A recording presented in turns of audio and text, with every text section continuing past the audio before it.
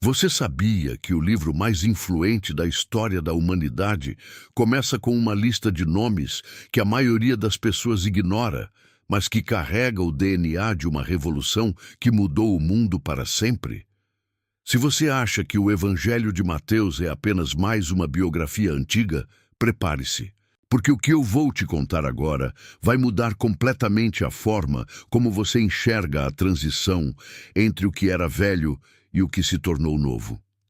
Imagine passar 400 anos em silêncio absoluto. 4 séculos sem que uma única palavra profética fosse dita, sem que um sinal fosse dado.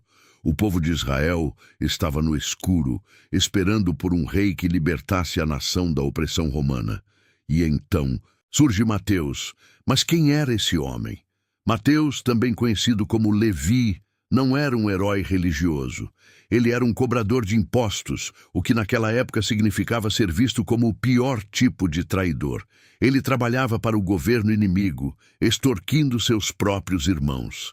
E é justamente esse homem, o excluído e odiado, que Jesus chama para sentar à mesa e, mais tarde, para escrever o manifesto definitivo sobre o reino dos céus.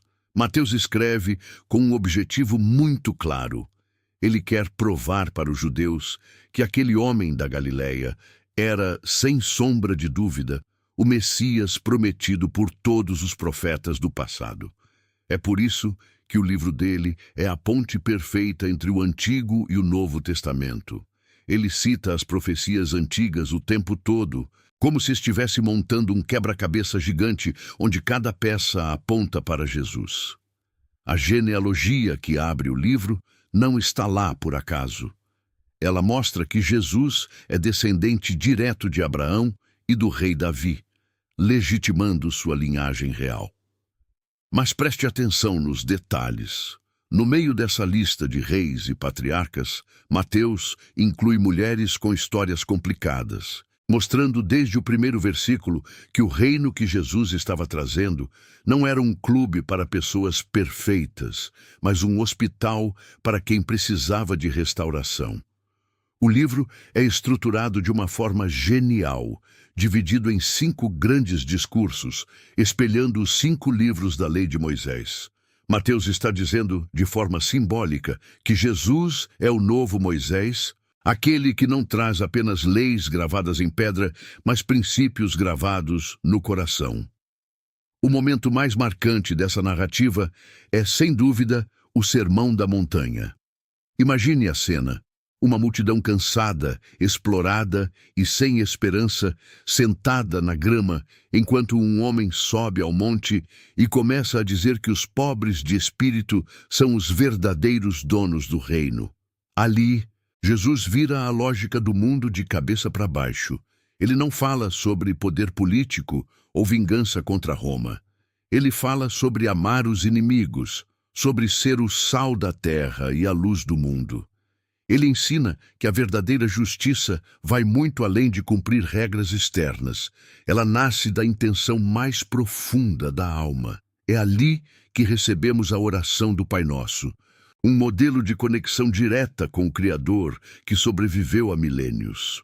Conforme a narrativa avança, Mateus nos mostra que esse rei não veio para ser servido, mas para servir. Vemos Jesus tocando leprosos, curando cegos e expulsando demônios.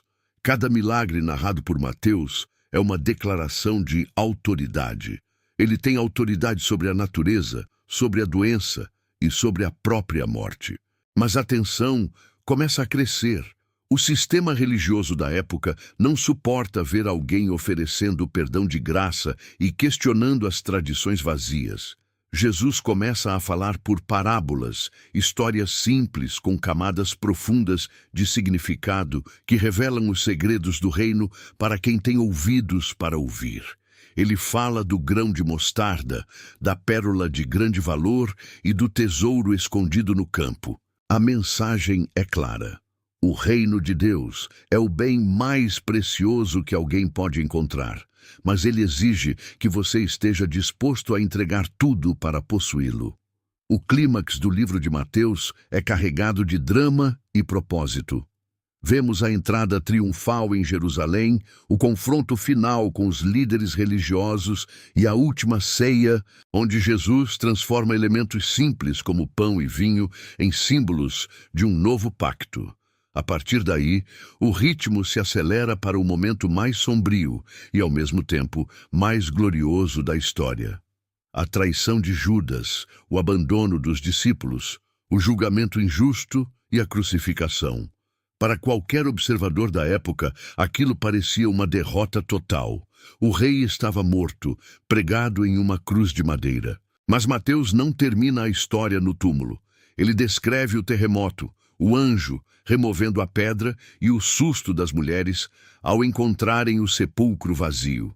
A ressurreição não é apenas um final feliz, é a prova final de que Jesus venceu o último inimigo da humanidade, a morte. O fechamento do livro é o que chamamos de Grande Comissão. Jesus, agora ressurreto e com toda a autoridade no céu e na terra, não diz aos seus seguidores para ficarem escondidos, celebrando a vitória. Ele os envia. Vão e façam discípulos de todas as nações. O livro de Mateus começa com Emanuel, que significa Deus conosco, e termina com a promessa de Jesus. Eu estarei com vocês todos os dias, até o fim dos tempos. Essa é a jornada de Mateus, do imposto à missão, da exclusão à realeza, da lei ao amor. Ele nos mostra que o reino dos céus não é um lugar geográfico, mas um governo espiritual, que começa dentro de nós e transborda para o mundo através de atos de misericórdia e verdade. É um convite para que cada um de nós examine onde está o nosso coração e em qual reino estamos investindo nossas vidas. Se essa jornada pela história do Evangelho de Mateus mexeu com você e te fez ver a Bíblia com outros olhos, não guarde isso só para você. Esse livro é sobre conexão e transformação.